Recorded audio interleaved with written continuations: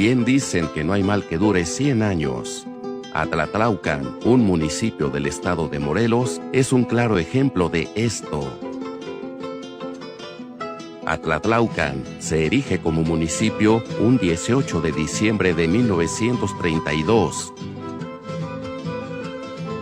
Desde ese momento y hasta el día 31 de diciembre del año 2021, el municipio había sido gobernado por 38 alcaldes, hombres todos ellos. Y 90 años después, el día sábado 1 de enero del año 2022, Atlatlaucan hace historia. La joven y talentosa política Almadelia Reyes Linares toma protesta y se convierte en la primera mujer en gobernar este maravilloso municipio. Alma Reyes, mujer de principios, mujer de valores, mujer de palabra y dispuesta a servir a su gente. No tengan duda, Atlatlaucan está en buenas manos y Alma Reyes será la mejor alcaldesa. Charlas con amigos, la entrevista. Las voces y personalidades de la política, cultura, deportes, espectáculos, ciencia y tecnología. Con Rafael Flores Martínez en Facebook Live. Reporte Click.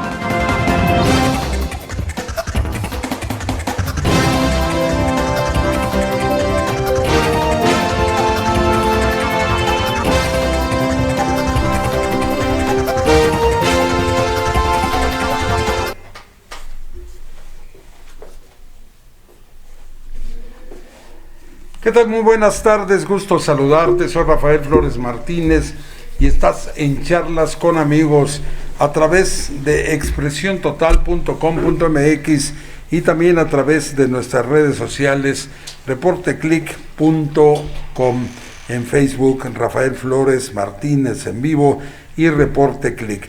Como todos los lunes y los miércoles estamos aquí pues puntuales a la cita, corriendo un poco. De pronto la ciudad se desquicia cuando menos lo esperas, hay muchísimo tráfico. Parece que estamos volviendo a la normalidad, esto me parece interesante y digo normalidad en el tema de la pandemia.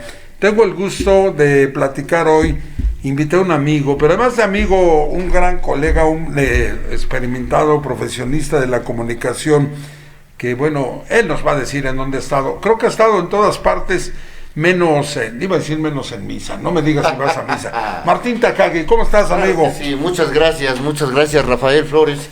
Pues aquí atendiendo a tu amable invitación, hoy estamos aquí para compartir algunas de las opiniones, de las experiencias y de todo esto. Yo soy Martín Takagi, soy periodista desde hace 36 años, he andado tanto en medios de comunicación escritos como en la agencia de informativa, he estado tanto en la parte de la comunicación gubernamental como de partidos políticos, como en los medios.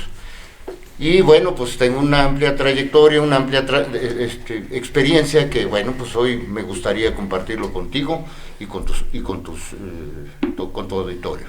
Fíjate que hay muchísimas cosas de qué hablar, Martín, pero irremediablemente, yo digo irremediablemente porque en estas charlas que ya llevo pues un tiempo importante de estar frente a micrófonos, a los temas de la información, pues me voy percatando que siempre en esta administración sale a colación la figura del presidente Andrés Manuel López Obrador.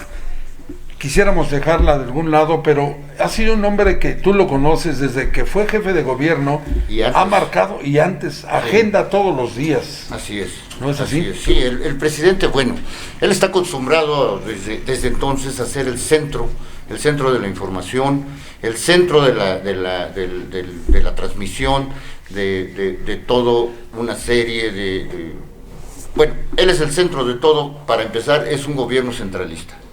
Así lo vamos a definir, y bueno, pues no se ve, por ejemplo, él es quien le da la palabra a su secretario de la Defensa, a su secretaria de Seguridad Ciudadana, a su secretaria del Trabajo, a quien él autoriza nada más es quien sale en la mañanera, y lo mismo sucedía desde 2006, desde el año 2000, cuando él llega a la presidencia, a la jefatura de gobierno de la Ciudad de México. Martín es un colega, ya les decía yo, de la vieja guardia. Yo lo conocí como reportero ya hace varios ayeres. El que es reportero en ese medio no deja de serlo. Nunca. Y Martín se pudo percatar, como tu servidor, de que, bueno, hasta antes de Andrés Manuel López Obrador había lo que se llamaba fuentes de información. ¿A qué voy? Uno cubría presidencia, lo que decía el último presidente de ese estilo, Enrique Peña Nieto. Otro cubría las actividades de gobernación de Osorio Chong, otro cubría Fuerzas Armadas, otro cubría agricultura, petróleos mexicanos, en fin, había como que para cubrir lo que era el gobierno nada más, en un periódico de una estructura completa, regular. Por lo menos 20 reporteros. Así es, se necesitaban 20 reporteros para cubrir no solo periódicos, también en las estaciones de radio que tenían toda una infraestructura de noticias. Hoy con 4 reporteros se requiere nada más y tienes toda la información. ¿Por qué? Porque toda la información sale de la mañana. Se concentra. ¿Y qué es lo grave aquí? Que pues lo que dice el presidente es la ley, es la palabra. Hay veces que los secretarios de gobernación, yo cubro la mañanera, los secretarios de gobernación dicen, digo los porque antes Olga Sánchez y ahora el señor Adán Augusto, dicen algo. Y luego en la misma conferencia dice el presidente, sí, como lo dijo el secretario de Gobernación, y ya le tumban la nota, lo que decimos en el jargón. Porque para un medio de comunicación, pues por supuesto tiene mayor peso la declaración del presidente, claro, aunque diga lo mismo que la del secretario de Gobernación. ¿Cómo ves, Martín? Estamos en una pues nueva forma de informar de alguna manera, pero también ante un personaje que todos los días el presidente López Obrador tiene algo, diríamos que da nota, pero que además no me voy a meter en lo subjetivo, trato de ser muy objetivo, pero además con cosas que todos los días llaman la atención. Ayer, y de hecho ayer que platiqué contigo, que te esperaba aquí, comentamos el asunto de la crítica que hace a todos los medios de comunicación del mundo. Están en crisis de falta de ética, crisis. Aquí el problema es que generaliza el presidente. Yo creo que los medios de comunicación, cada uno de los medios tiene su propia verdad. Eso es indiscutible, porque cada uno de los medios de comunicación en México, en China y en el mundo tienen intereses propios, tienen una serie de amigos, tienen una serie de cuestiones en las que no pueden meterse o sí pueden meterse. Pero aquí lo que sucede es algo. Desgraciadamente el presidente de la República ha tomado como si los medios de comunicación fueran sus enemigos. Desde que estábamos en el sexenio anterior con Enrique Peña Nieto, incluso decía él, ya sé que entre los periodistas no aplauden, ya sé que aquí no aplauden, ¿te acuerdas que así lo comentaba? ¿Por qué? Porque cuando había una conferencia de prensa, nunca hay aplausos, sea la declaración tan buena como sea, o lo que sea. Pero finalmente cuando estás en un público donde hay gente que no es exclusivamente de prensa, bueno, pues llega el momento en que unas palabras, una declaración, un logro, puede llegar a emocionar a los asistentes, y es cuando se sueltan los aplausos. Sin embargo, ¿qué sucede? Los medios de comunicación no son aplaudidores, y eso ha quedado muy claro en todos lados. Los medios de comunicación son más que aplaudidores, por el contrario, su obligación es la crítica. ¿Por qué? Porque de otra manera, ¿qué es lo que pierde? La credibilidad. Cuando un medio de comunicación se la pasa echando flores, cebollazos, pues la sociedad no va a leerlos, no va a escucharlos, no va a verlos. Sin embargo, la crítica siempre es interesante. Una crítica constructiva, una crítica real, una crítica profesional, siempre será bien vista. ¿Por qué? Porque, a ver, ¿por qué se llaman los críticos de cine? Precisamente por eso, porque hacen una crítica. Entonces, los medios de comunicación, cuando salen al aire, cuando salen sus publicaciones, cuando salen las opiniones, Lo que tienen que hacer es opinar y criticar. Hay críticas constructivas, críticas destructivas, pero siempre tendrá que ser una crítica, y eso es lo que no ha entendido este gobierno de la Cuarta Transformación, empezando por el presidente de la República, que él quisiera que todo el tiempo se estuviera elogiando y hablando bien de lo que hace. Lo que hace bien, pues ya tendrá quien se los aplauda, pero los medios tienen que señalar lo que no está sucediendo, lo que no se ha hecho, lo que queda pendiente, incluso los hierros. Hoy hay una nueva generación de informadores, que además el presidente confía mucho. Yo no diría nueva generación porque informadores no lo son realmente, son periodistas afín. Creo que tenemos, Manolo, un rever, estamos escuchando un doble audio, si nos ayudas, por favor. Manolo, por ahí andas. Cuando el presidente se refiere a esta nueva, dicen los colegas, uno de ellos no tan joven, veterano, y lo conocemos, me refiero al famosísimo ahora Carlos Pozos, Lord Molécula. Dice el presidente, representan a la nueva alternativa informativa. Yo considero que no, Taca. No. Digo, ¿por qué? Porque aquí el tema es que estos hombres, lo decía, se dedican a aplaudir. Exacto. Un periodista Exacto. que se precie de serlo, tenemos ahí, me pasas esta cámara, está pasando. Con un periodista, lo escucho, Manolo, con un doble rever, con un regreso por ahí, si checamos hay una bocina que está abierta. Cuando se precia de serlo un periodista y que busca ser objetivo, pues digo, lo menos que puedes hacer es aplaudir, porque estás tomando partido. Exacto. De una causa que, buena o mala, tú deberes informarla, transmitirla. Así es. Porque ya cuando estás aplaudiendo, pues estás siendo también copartícipe de lo que está diciendo el presidente. Por ejemplo, el caso de hoy, mi hijo es inocente, lo ha venido diciendo el presidente, y si le aplaudes, pues estás de acuerdo con él. No, y aunque no, podrías no aplaudirle y estar de acuerdo con él. Lo que pasa es que aquí lo que tiene que hacerse no es decir es inocente y creérselo. Yo creo que más que decirlo, lo que se tiene que es ofrecer pruebas. Claro. Ofrecer pruebas, porque yo puedo decir que soy Superman, pero si no traigo aquí mi traje, y si no me ven volar, y si no me ven en una capa, pues no voy a hacer, de ninguna manera me van a creer que yo soy Superman.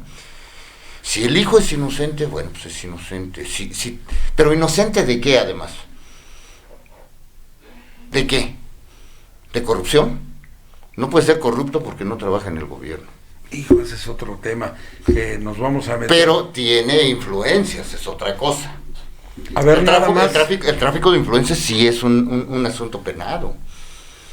¿Sí? ¿Qué es lo que está haciendo el hijo? Porque hoy le dedican parte de la mañanera a la señora que dice quién es las mentiras, Mónica, no sé. Sí. Le dedica el director de Petróleos Mexicanos, el propio presidente, casi una hora a defender a un civil, ni siquiera un servidor público. Bueno, no es cualquier civil. Sí, sí, con el presidente. Pues no es pero cualquier eso no civil. se va. ¿Tú te acuerdas de un escándalo que hubo, Takagi, de un funcionario cuando entró la Secretaría de la Contraloría General de la Federación, la famosa Secogef, que parecía albur? En la época de Miguel de la Madrid. Sí. ¿Te acuerdas que alguien usó papel membretado de una empresa, de una paraestatal, no recuerdo quién, para defenderse, y casi me le cuelgan de las orejas, porque no se podía utilizar? Y así son, estos son tiempos del Estado. La mañanera, queramos o no, pues es un costo público, ¿no? Sí, sale del erario. Claro. Y le está dedicando a la defensa de hijo una hora. Creo que eso no es válido. Bueno, lo que pasa es que ahí tenemos que ver algo. El presidente ha tenido que defender a un hermano, al otro, a su prima, a su cuñada, a su amigo, a todo el mundo, y ahora a su hijo. ¿Qué necesidad tiene el pueblo de México de estar escuchando ese tipo de defensas cuando eso se podría dirimir por la vía jurídica? Claro. Que sean los jueces los que decidan. Que sea el Poder Judicial, que es independiente al Ejecutivo. Quien tenga elementos, que presente una demanda. Quien tenga pruebas, que las lleve ante el juez. y que entonces la gente se defienda por donde tenga que defenderse. Creo pero que cuando el presidente, sí es nuestro hijo, es su que hijo, no es... te duele, pero él no tiene por qué salir en la defensa. Exacto. Y utilizar, digamos, los tiempos del Estado. La mañanera, que lo queramos o no, es el principal foro de divulgación diaria en el país. Lo que pasa es que ahí entramos otra vez a lo que es este gobierno centralista. Es un gobierno unipersonal, en donde al gobierno lo que le interesa es, pero además más que cualquier otra cosa, lo que le interesa es la parte mediática. Porque la parte mediática, si no fuera su interés, él estaría haciendo todo lo que hace y se estaría informando como debe ser. Pero eso de dedicarle de 2 a 3 horas cada día a defender, a denostar a quienes en el pasado hicieron todo mal, a linchar, porque ha linchado a miembros ha linchado a miembros de su equipo cercano. Cuando le sirven, los tiene ahí, los defiende. Nada menos, el ejemplo más claro de la defensa ha sido López-Gatell ayer, hoy y antier, y la semana pasada también. Entonces, ¿pero qué pasó con este cuate de Fonatur? Jiménez Pons lo destroza, le dice que no se aplicó, que no hizo nada. Entonces, es un asunto personal y con el sentimiento personal del presidente como está. A lo mejor tiene el sentimiento que tuvieron los priistas, el principio de lealtad, y recordar que el presidente López Obrador su carrera la inicia en el PRI. ¿A qué me refiero? Y tú bien lo sabes, porque también tuviste un paso por ese partido como funcionario en la comunicación. Así es. Me acuerdo desde los tiempos del destape que fue Portillo, candidato único de varios partidos. Así es. Y que el que sonaba era Moya Palencia. Sí. Yo no estuve presente, pero tengo un amigo, le mando un saludo, Salvador Estrada, que Chava Gran le tocó amigo, hacer, Salvador, también sí. amigo, le toca a Chava hacer la entrevista y se encuentra en la calle de Guadalquivir, afuera de Palencia, su casa. sí, y lo Afuera entrevista, de su casa, sí lo recuerdo. y me dice Chava, lo encontré y llorando. Y Moya Palencia, que ya se sentía candidato, le dice a Chava Estrada, llorando, soy disciplinado, porque esta es una norma en el PRI. Soy disciplinado en lo que digan. Y si dijeron que no voy y que va el compañero López Portillo, adelante. Bueno, ¿a qué me refiero? Si en ese tiempo Andrés Manuel avanzaba dentro del PRI, a lo mejor logró el principio de lealtad a la amistad. Te voy a decir por qué, casos sonados. A Manuel Bartlett Díaz lo defiende a capa y espada, sabiendo que es un recabrón. Con perdón de la expresión. Sí, así es. A así este es. hombre, al que propuso en Panamá, prefirió meterse en broncas, aun cuando creo que la canciller de Panamá, además de ser una dama, es una diplomática, y dijo, nosotros tendríamos que valorar, y el presidente lo exoneró y embarró de cajeta al gobierno panameño y a su canciller. O sea, saca la cabeza por su gente, da la cara. Y incluso en temas indefendibles como ese. ¿Sí? Porque finalmente salieron las mujeres a quienes acosó, salieron todas las personas que se sintieron ofendidas por él y le dieron la razón a la señora, a la canciller panameña. Pero aquí tenemos algo muy grave que desde mi punto de vista no tendría que suceder. Siento que la situación personal del presidente López Obrador ha tenido repercusiones a nivel nacional, como país. Es el jefe de Estado, pero son asuntos personales, de amistades, de familiares, que ponen al país en entredicho, que ponen al país en riesgo de un conflicto internacional, quizá no bélico, pero sí un asunto donde se tensan las relaciones diplomáticas. ¿Cuál es el caso? El caso de Panamá. Es un asunto personal que a él le interesaba que fuera el embajador. ¿Qué sucedió? Se lo rechazan y entonces acusa a la canciller y luego el presidente de Panamá tiene que salir a la defensa de su canciller, y entonces ahí viene una tensión entre los gobiernos. Pero yo digo, ¿qué necesidad? Por eso, es que es un asunto personal que se convierte en un asunto de Estado. Eso es lo que no debe ser. El caso de España. El caso de España es el otro. Está hablando, yo siento que derivado del coraje, porque sí le ha pegado con toda esta acusación de Loret y del grupo Mexicanos contra la Delincuencia, le ha pegado al presidente de tal manera que hoy asoma el coraje y dice, como los empresarios españoles que tanto nos han robado. Por cierto, dice el presidente, a lo mejor sería más conveniente que las relaciones que no están bien entraran en una etapa de suspensión, en una pausa. Carajo, yo creo que un buen estadista, que no lo es, un estadista, un diplomático, busca sumar, tener, claro. Y además, ¿qué es España para México? Es mucho. Es muy importante un país. Muy importante. Relación, sí. Entonces, antes de pelearnos, digo, hasta lo hace un borracho en la cantina, espérate, estamos chupando tranquilos, vamos a platicar. Entonces el hombre sí saca pues la espada, ¿no? Y confronta de alguna manera. Hasta este momento el gobierno español no ha dicho esta boca es mía, pero el gobierno español va a decir, dímelo por los cauces diplomáticos y oficiales. ¿Quieres que terminemos la relación? Bueno, ahí también tengamos en cuenta algo muy, muy claro. El presidente López Obrador no tiene mucho interés por su política exterior. El presidente López Obrador no ha tenido viajes de Estado, viajes ¿más que oficiales. Estados Unidos? El único viaje como presidente que ha hecho, y son dos o tres, a Estados Unidos, primero con Trump y ahora con Biden. ¿Qué es lo que vemos ahí? Es una total falta de interés por este rubro de la administración pública federal, que es el asunto internacional. En las relaciones exteriores tiene a un gran hombre. Yo lo considero un político muy capacitado, con grandes alcances de negociación, que es Marcelo Ebrard. Es el secretario de Relaciones Exteriores. Durante muchos conflictos que ha habido, incluso internos, cuando lo de la vacuna, cuando lo de Trump, él ha estado resolviendo varias cosas.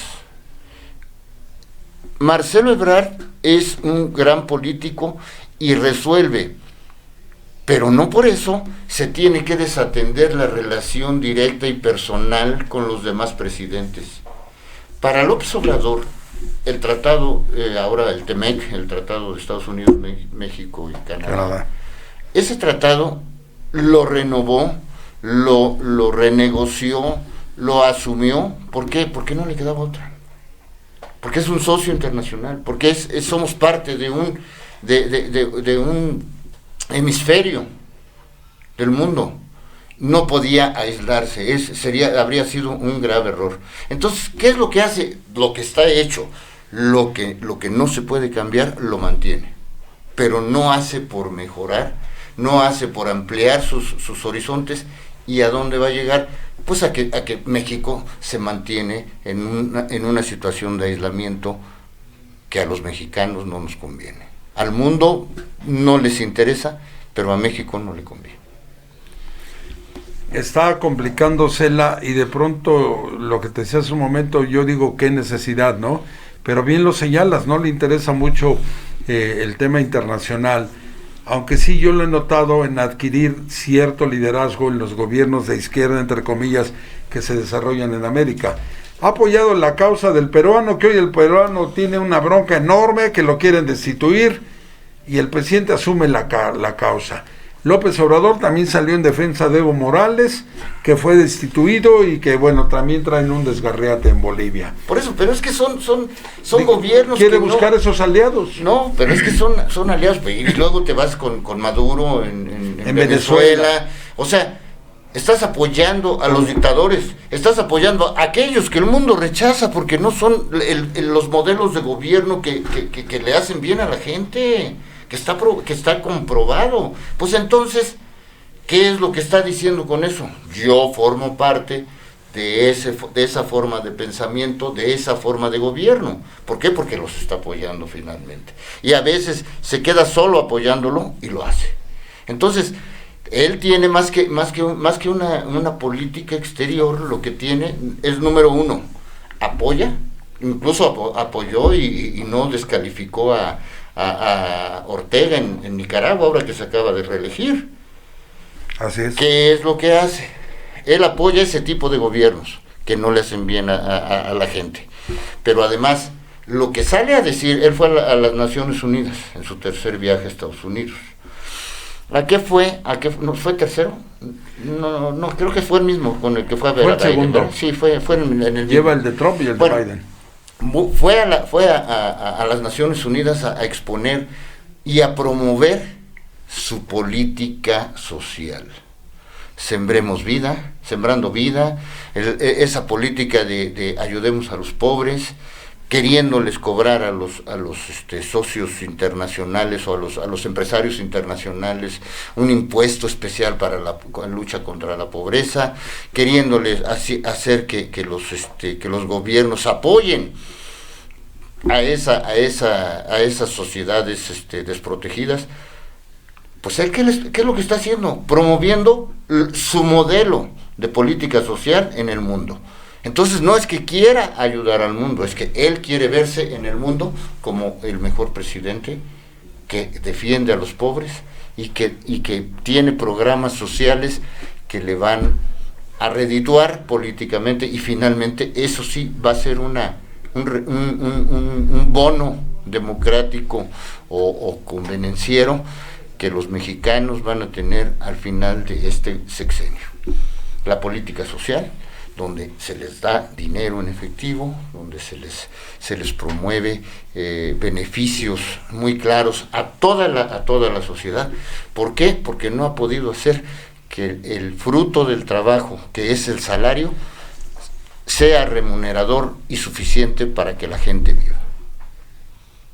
Eso es lo que yo veo como parte de lo que sería la política internacional del actual gobierno. A final de cuentas, y lo he dicho ayer y antier, el viernes fue muy claro el presidente cuando dice: de cada 10 pobres, 9 están conmigo. Clase media, media alta, alta y arriba, solo 1. Y en el terreno académico, peor. A nivel licenciatura, de cada 10, 9 están conmigo. Pero si vamos a maestría o a doctorado, nadie. Luego entonces sacamos la conclusión de que al presidente le conviene mantenernos en la unidad de pobres y de burros. A la mayoría. Y con todo el respeto a las personas que se encuentran en la pobreza, las está utilizando a través de la dádiva. A la gente que no estudia, pues mejor no estudies. ¿Qué le dijo a los muchachos de Ayotzinapa, que no fueron ellos? Muchachos, no tomen las carreteras, las casetas, si no tienen dinero, ahí están las becas. Creo que la actitud del presidente, ya lo he dicho varias veces, es un tanto retrógrada cuando nos plantea temas que ya fueron superados por otras economías. Cuando el aparato productivo de las naciones que están desarrolladas ha sido apoyado para que crezca la economía. El dinero, decían coloquialmente antes, no quiero meterme en problemas, pero decían, el dinero en la pólvora, en manos de pendejos no enciende. Si no suelta el capital, si no hay dinero para quienes producen, pues con todo respeto, los pobres queridos van a seguir siendo pobres, porque dicen, pues a mí ni trabajo, no estudio, me dan mis 4,000 pesotes, así me la llevo. Cuando el presidente critica al que es aspiracionista, con un par de tenis la haces, con una bicicleta, sin carros de lujo, no. La aspiración de tener un buen carro, una buena casa, un par de zapatos, un par de tenis, un par de chanclas, la aspiración de ser cada día mejor es legítima en cualquier ser humano, ¿no? A ver, ahí estás hablando de la modestia con la que él quisiera que se manejara.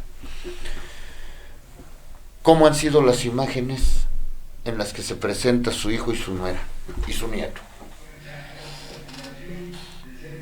Bueno, dijo hoy que son montajes. Entonces, ¿no es real la casa donde vive? No ha negado que la casa sea real, pero hoy dijo que es un montaje.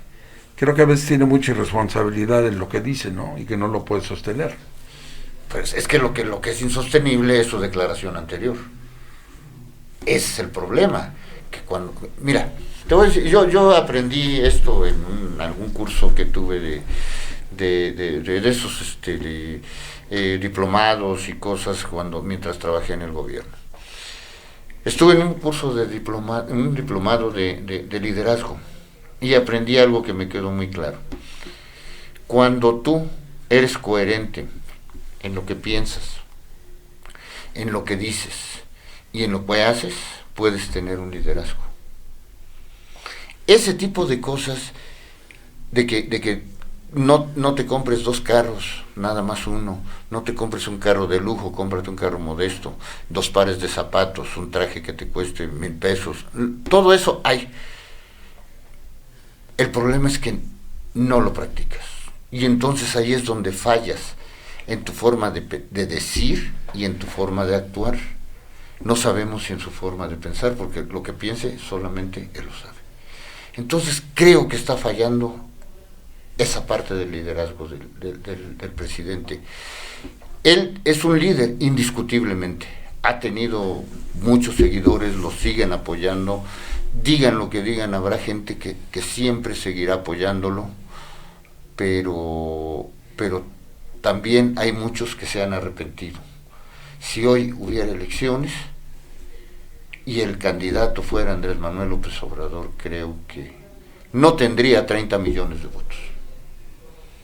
Lo que dicen los amigos de las encuestas es que sí, efectivamente va a la cabeza, pero hoy por hoy no tiene alguien que diga yo, que levante la mano, yo quiero ser candidato a la presidencia.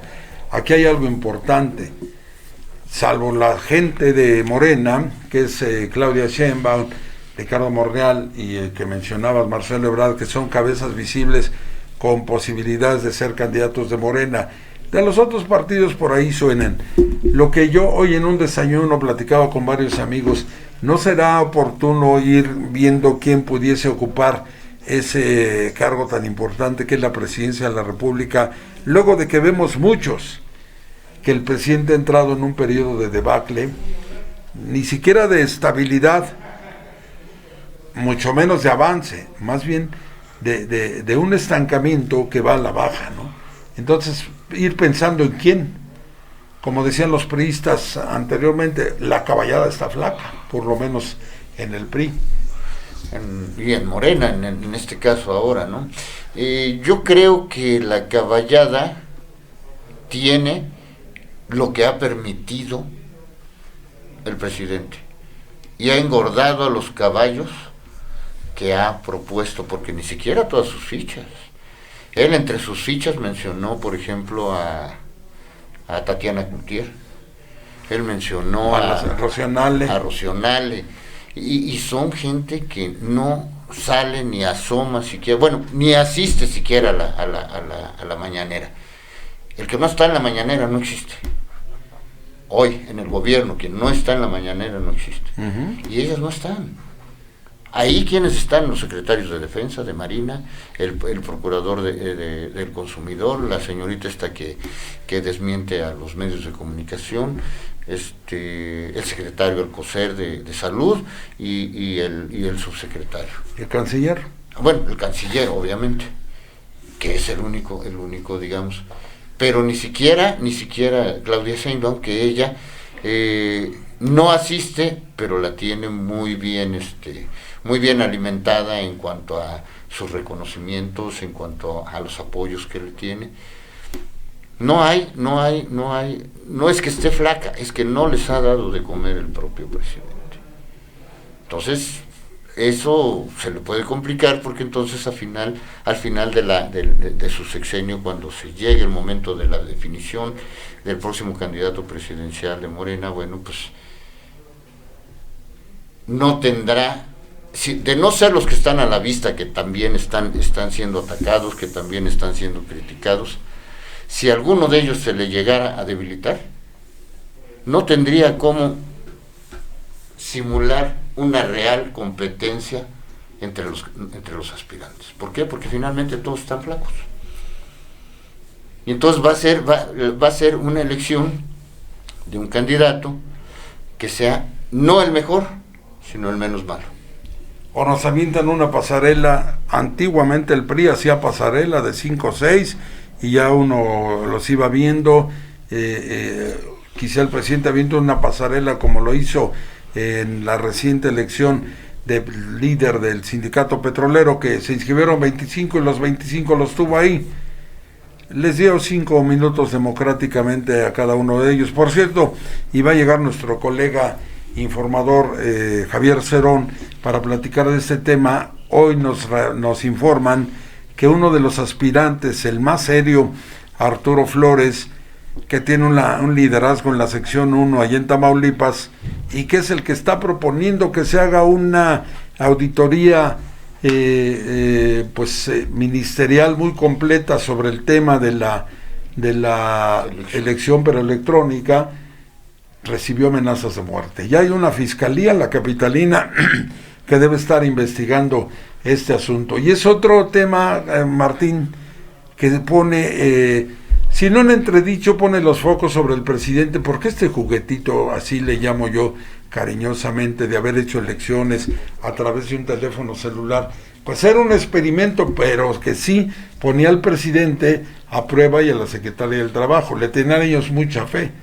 Ha sido criticado, ha sido notorio el tema también de que el hombre que supuestamente ganó, Ricardo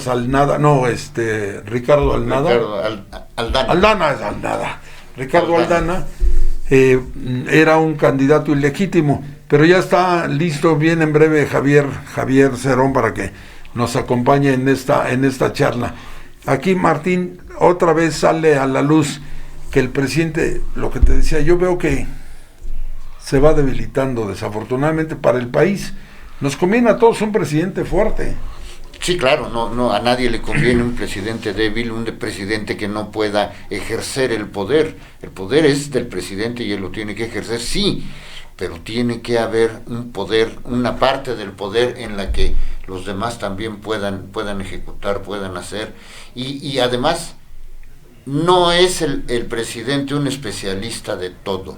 Para eso debe tener un especialista en cada una de las secretarías, y es ahí en donde se fortalece el presidente con acciones concretas, serias y acertadas, y es ahí donde el presidente obtiene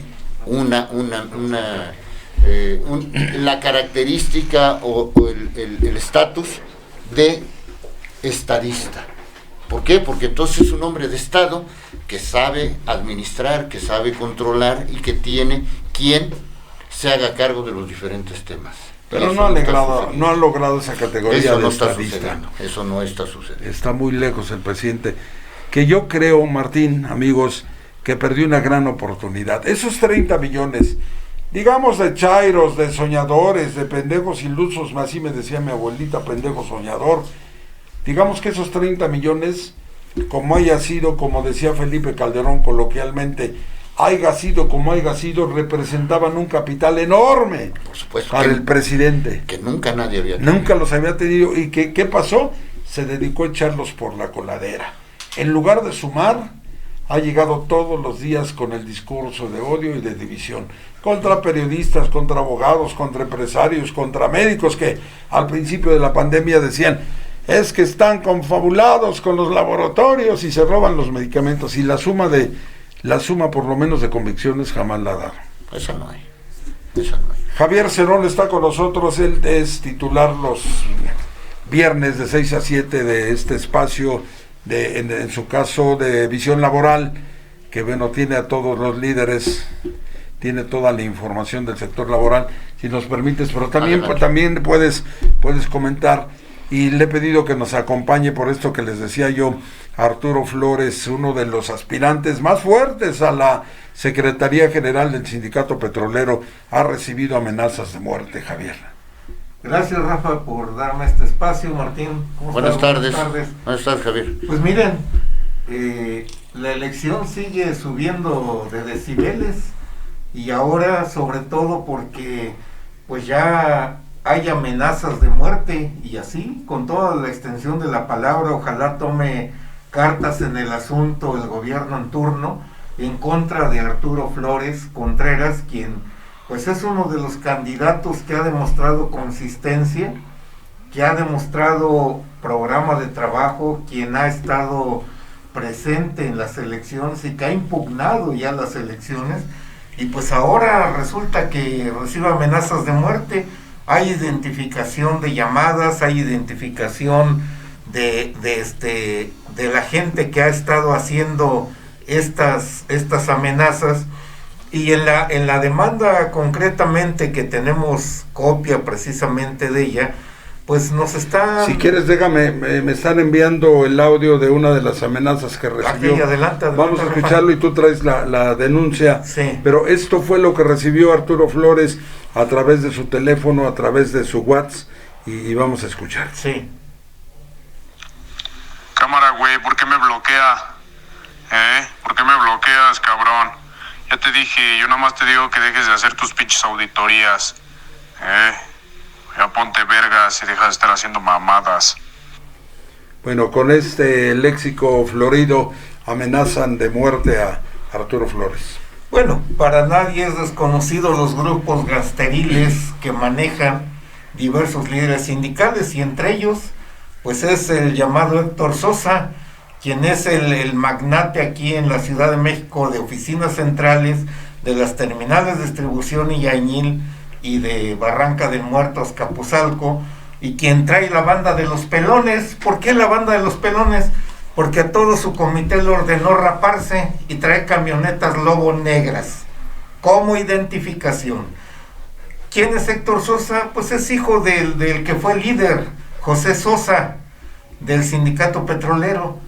Ahora se ha turnado la dirigencia, y desde ahí viene todo el proceso en la demanda precisamente que tenemos y que presentó Arturo Flores hace unos minutos aquí hace en la unos Fiscalía minutos en la Capitalina. Fiscalía General de Justicia de la Ciudad de México con Ernestina Godoy, en donde señala como amenazas y sospechas, ¿sí?, de que todo esto proviene de toda la mafia de Carlos Romero Deschamps, de Ricardo Aldana y de Héctor Sosa.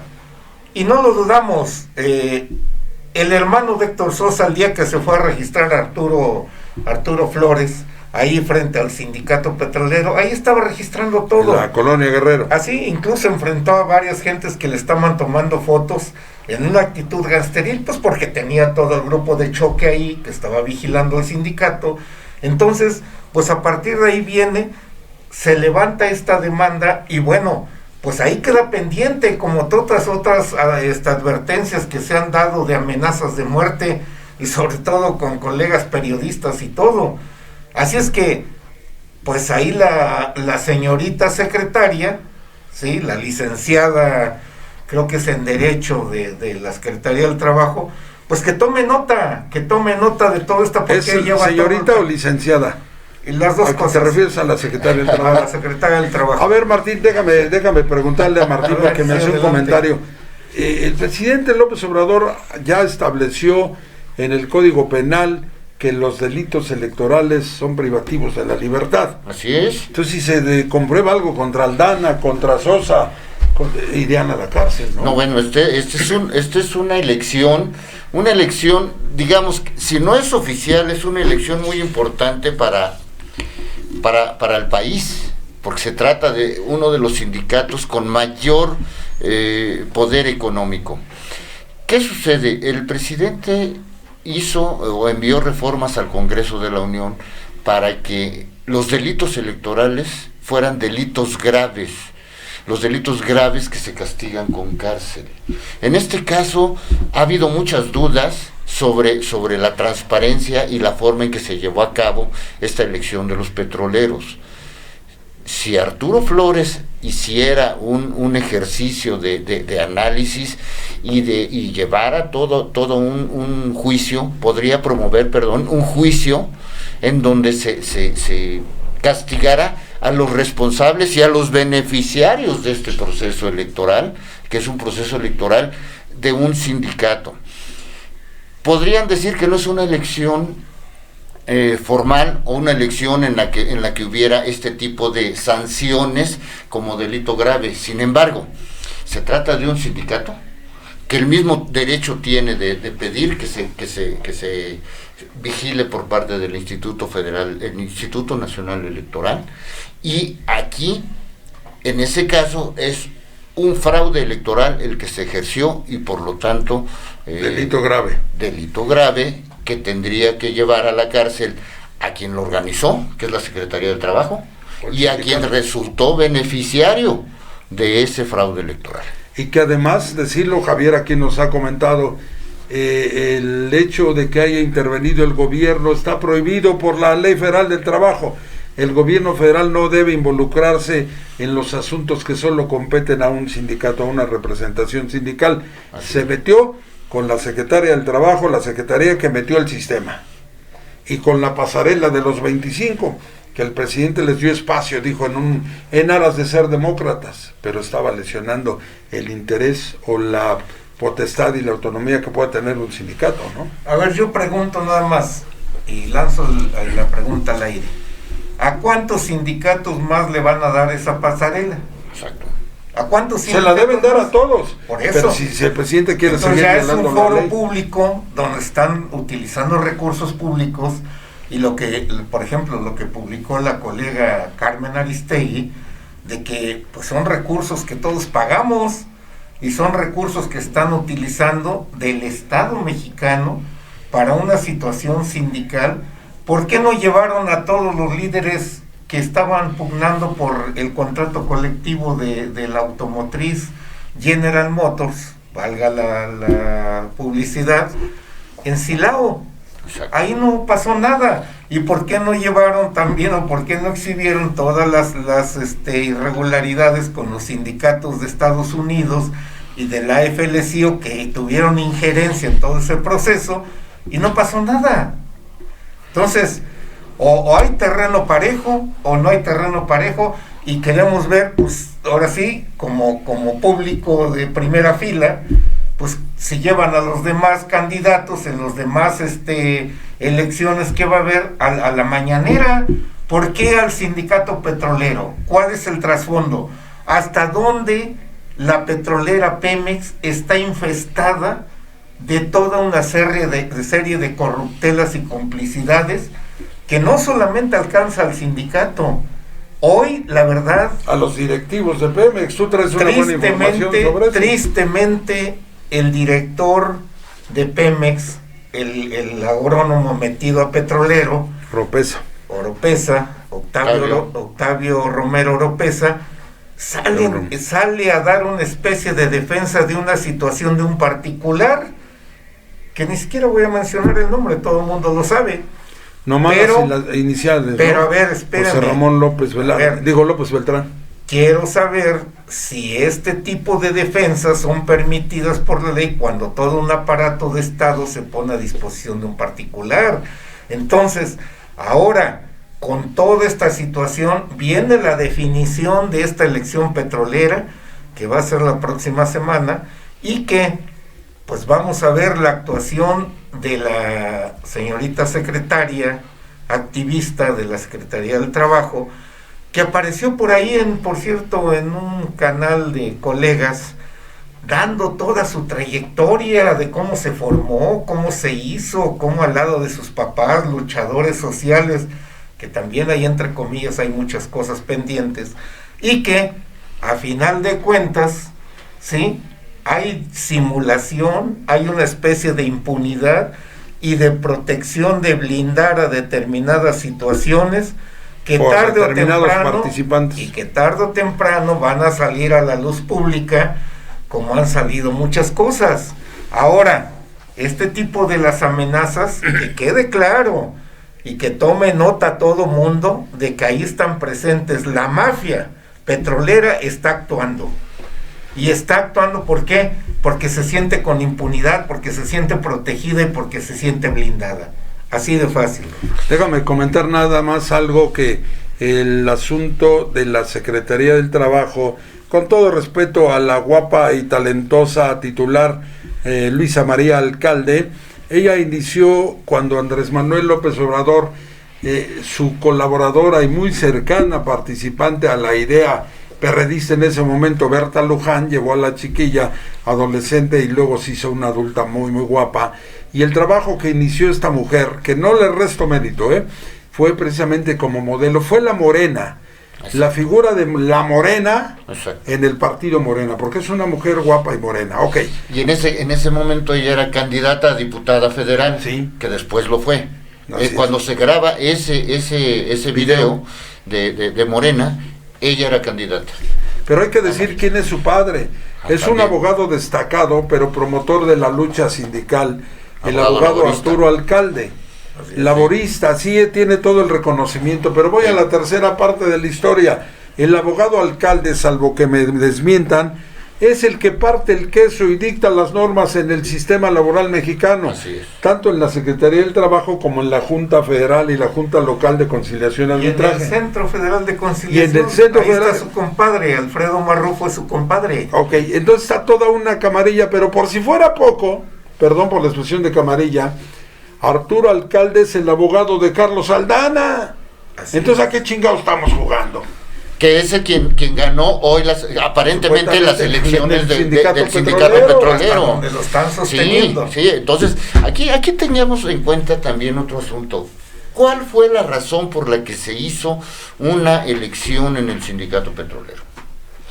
Esta elección del sindicato petrolero responde a un compromiso internacional en el TEMEC. Hace rato hablábamos del Tratado de Libre Comercio. En la democracia sindical. Estados Unidos, Canadá y México. Ahí hay un compromiso muy claro de que todos los sindicatos deben transparentarse. Tiene que haber democracia y libertad sindical. El sindicato petrolero es el peor ejemplo de una dictadura sindical, de un caciquismo y de una mafia sindical. Entonces, ¿qué es lo que sucede? Se hizo el intento de transparentar al sindicato petrolero y aquí estamos viendo el resultado, con intervención del gobierno, con un sistema electoral amañado, nunca antes utilizado, y que hoy surgen todas las dudas de transparencia. Esto podría ser motivo también de una demanda en el panel de controversias del Tratado de Libre Comercio. Así es, Martín, y en efecto, y ahora ya les agarraron las prisas. Ayer la propia Secretaría lanza un comunicado, un boletín de prensa donde dice que a más tardar el 1 de mayo deben de estar renovadas todas las dirigencias de todos los sindicatos. Bueno, y si van a ir a la pasarela de la mañana, pues no les va a dar tiempo, les va a faltar como 3 sexenios para que pasen todos, ¿no? Entonces, ¿a qué, como dice, a qué estamos jugando? Estamos jugando a la democracia de mentiritas, ¿Por qué? Porque hay opacidad, porque hay manejos y porque seguimos en más de lo mismo. Los trabajadores no son tontos, los trabajadores saben a dónde van. Claro. Y obviamente el terrorismo hacia adentro de Pemex está a todo lo que da, a todo, adentro, y lo sabemos, y a mí me consta, hay golpeadores, hay gangsterismo, hay amenazas, hay a las familias presiones. Entonces obviamente el trabajador está acorralado. ¿Hacia dónde va? Y con toda esta simulación que hay en la parte electoral, pues ahí está el resultado. Ya saltó ahora amenazas de muerte en contra de un candidato que jugó en esta elección. Bueno, y lo que hoy apareció una nota en un conocido diario de circulación nacional, ¿sí? Que Ricardo Aldana, pues era trabajador de confianza, y como trabajador de confianza, de acuerdo a los estatutos, no puedes participar en procesos electorales. Entonces vamos a ver el alcance de la justicia laboral hasta dónde llega. Ya por lo pronto ya hay un laberinto para la señorita secretaria, ¿eh? A ver cómo lo va a destrabar. ¿Va a seguir la misma línea que ha seguido del silencio? El silencio por un lado en la elección petrolera y el festín por el otro de que derrumbaron a un sindicato de la CTM en Silao, Guanajuato. Entonces, ¿mediante el mismo método de votación? Sí, fue votación, votación directa. Okay. Fue votación directa, pero con mucha injerencia de sindicatos internacionales, de sindicatos de Estados Unidos. ¿Por qué? Porque el interés en la industria automotriz está más marcado todavía. Así es que fue así como diciendo, los que son amigos, bienvenidos, y los que no se alinean, pues ahí te va todo el peso como va. Así está la situación. Yo te preguntaría, Javier, ¿tú crees que el gobierno federal, ya no digamos López Obrador, el gobierno federal tiene algún interés en que permanezca la figura o el modelo sindical que impuso Carlos Romero de Champs? No es que tenga interés, es que está toda la estructura, y la estructura no le ha pegado de raíz desde los cimientos. La estructura sigue en toda la mayoría de las secciones sindicales a nivel nacional, donde primero se hizo el proceso al revés de acuerdo a los estatutos. Primero se hace la elección seccional y luego la nacional, cuando tenía que haber sido la nacional, y luego todas las secciones. Entonces, todos los caciques regionales son caciques que tienen alianzas con presidentes municipales, con diputados, con el poder político, y que obviamente hay intereses y no dejan pasar. Fueron los que actuaron, fueron los que manejaron todo. Pero también, Javier, se habla de un gran acuerdo cuando capturan al abogado Collado, comía con Carlos Romero de Champs, y bueno, no detienen a Romero de Champs, ya había solicitado licencia como senador, traía un amparo, no lo detienen, y se habla de un gran acuerdo que Presidencia, ahí sí no lo ha desmentido, que llegaron los hijos de Andrés Manuel y los hijos de Romero de Champs y acordaron la libertad. A ver, yo te doy para tus chocolates, te doy esto, y de ahí surgió el gran y próspero empresario Ramón López Beltrán. Compró junto con su hermano, hicieron una chocolatera, una cervecera, y después, que también por ahí leí, el gran acuerdo era salvar de la prisión a Romero de Champs, y él dijo, van aquí mis fierros, pero no me quiten el sindicato. Y hoy parece estar confirmado. Claro. Dice el presidente, ni lo conozco. Pues no. Si Ricardo, no lo conozco, cualquiera que esté en el medio lo conoce. Hay que tomar en cuenta que Ricardo Aldana, el hoy aparentemente virtual ganador de la elección de los petroleros, era su hombre de mayor confianza de Carlos Romero de Champs. 30 años moviendo el dinero del sindicato. Era el que movía todo el dinero. Desde la quina, desde Joaquín Hernández Galicia, la quina, desde ahí. Esto, como dicen, algo sabe, ¿verdad? Claro. Algo sabe. Ya está cantando la gorda también que estaba poniendo. Bueno, Javier, ya saben, ustedes lo ven y lo escuchan los viernes de 6 a 7. Voy a comprometer a Martín Takagi, que hace una interesantísima charla, a que estés más cotidianamente con nosotros y podamos platicar. Me decía, ¿de qué platicamos? Puta, ni tengo guión contigo, soltamos, y hoy, por ejemplo, no podemos parar. Gracias, Martín. Gracias a ti, Rafa, gracias Javier por compartir con nosotros, y bueno, en este caso yo, cuando me inviten, aquí estaré. Bien, nos vamos. Gracias. En la Rafa. Producción, Manolo Mendoza. Hoy tenemos a el amigo, ahora nos dicen el nombre. Gracias, Expresión Total, Comunicación Sin Límites, canal online que transmite las 24 horas. Y bueno, a todos los que nos han acompañado, les agradezco el favor de su atención. Yo soy Rafael Flores Martínez y te deseo que la pases muy bien. José Luis Marmolejo está de operador hoy, también le agradezco a todos. Nos vamos, soy Rafael Flores Martínez, pásala bien. Esto fue Charlas con Amigos, la entrevista con las voces y personalidades de la política, cultura, deportes, espectáculos, ciencia y tecnología. Soy Rafael Flores Martínez. Pásala bien.